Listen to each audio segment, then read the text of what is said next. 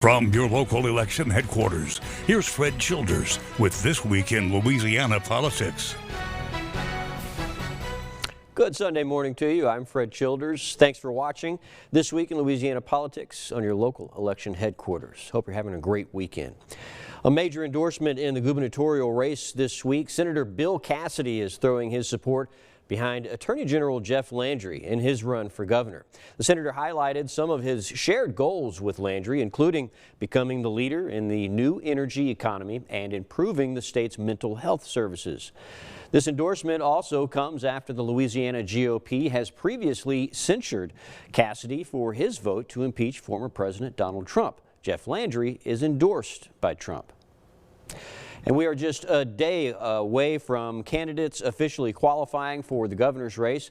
In a forum, 6 of the 7 candidates talked about how they plan to push for the new bridges needed across the state. Now, the candidates had a wide range of answers, of course. All of them agree a new bridge in Baton Rouge and Lake Charles is necessary. Some candidates spoke about growing the economy. Others didn't have a clear path on how to make the infrastructure plans come to fruition. The primary election day is October 14th. Students in Louisiana are performing better in the classroom. Newly released LEAP scores by the Department of Education show a 2 percentage point increase for the 2022-2023 school year. The test measures achievements in English, math, science, and social studies for grades 3 through 12. While the scores show improvements ahead of the new school year, they do not match pre-pandemic numbers.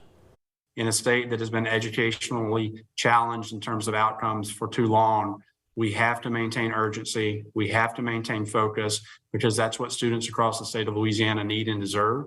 And we are committed to doing that work. Areas of concern for students include math and social studies. The state superintendent says they have a plan to address those subjects. The state continues to see a rise in fentanyl-related overdoses, and a new law going into effect looks to crack down on dealers. Capitol reporter Shannon Hecht brings us details of the new penalties.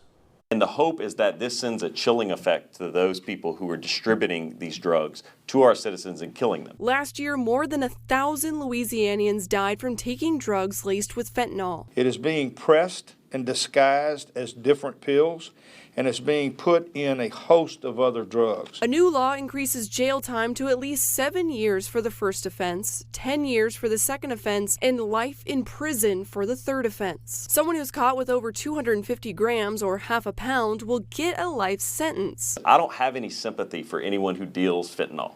If you're dealing fentanyl, you intend to kill people. Last year, the EBR Narcotics Division seized more than 30 pounds of fentanyl products. That is enough to potentially kill more than 150,000 people. That's 1.5 times the people that can fit in a packed Tiger Stadium on Saturday night. This bill cracks down on those intending to deal fentanyl in Louisiana. East Baton Rouge Parish Coroner Bo Clark says that the other half of the battle is getting treatment for people who are addicted. If you don't take care of their supply, meaning the drug dealer, then you're spinning your wheels with how you manage the addict. Law enforcement hopes that this major increase in penalties will help curb the flow of fentanyl into Louisiana communities. Now, libraries across the state are developing new policies on how to keep sexually explicit materials away from kids after a new law went into effect. Shannon Hecht brings us details of how libraries are making the change. Now that the new law has gone into effect, libraries across the state are developing their policies of what books should be available for teens and children. They're also fine-tuning their policy of how parents can bring up their concerns about specific books. Larger systems like the East Baton Rouge Parish Libraries already have a tiered card system for kids, tweens, and teens. The library will work to recode online cards so kids will have the same restrictions on digital materials. A tween card would not be able to just be given access to adult material.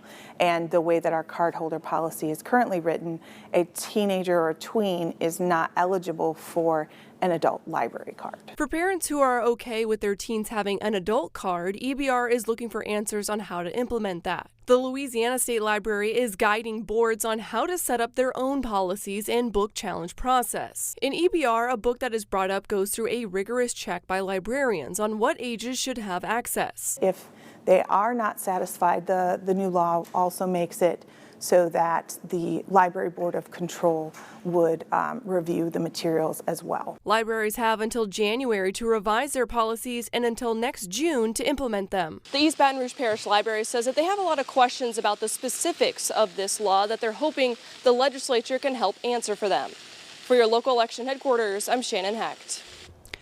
Well, if you're a fan of the Lady Tigers basketball team, now you can honor them as you drive around town. Governor John Bel Edwards signed a bill to celebrate the historic championship run with a new license plate.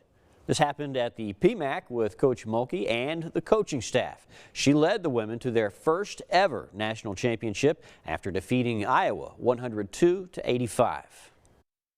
This is going to sound trite and contrived a bit, but it's true.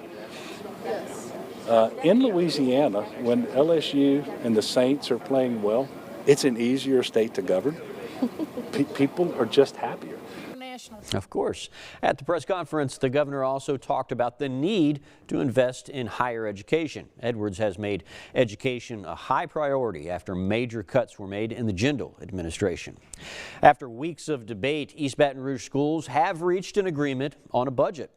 These tense meetings follow a statewide issue of teachers wanting to have raises to get closer to the Southern regional average.